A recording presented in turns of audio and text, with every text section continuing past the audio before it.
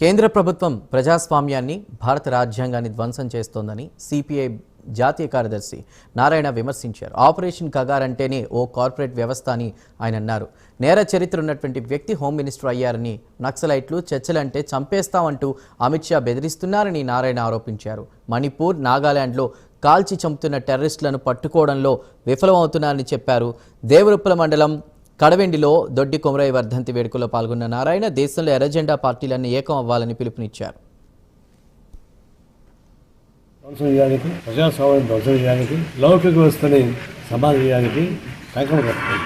దానిలో భాగంగానే ఇప్పుడు కగార్ అనే పేరుతోటి అమిత్ షా అడవుల్లో ఉన్నటువంటి నక్సలైట్ని చంపేస్తామని పెట్టిస్తున్నారు. బహుశా ప్రజాస్వామ్య వ్యవస్థలో ప్రపంచం ఎక్కడ కానీ ఫ్యాక్షన్ చెప్పచ్చు, బయట వాళ్ళు చెప్పచ్చు, ప్రభుత్వంలో ఉన్నటువంటి వాళ్ళు ప్రజల చేత ఎన్నుకోబడిన వాళ్ళు మేము 1 సంవత్సరం చంపేస్తానికి డెడ్లైన్ పెట్టాలంటే అది ప్రభుత్వం కాదు. ఈ అమిత్ షా ఒక నేరపూరిత చరిత్ర నుంచి పై వచ్చినవాడు. ఆయన మీద కేసులు ఉంటే 12 మందిని చంపేసి తప్ప ఆయన నిర్దోషి కాలేదు. అలాంటి వాడు ప్రైమ్ మినిస్టర్, హోమ్ మినిస్టర్ అయ్యాడు.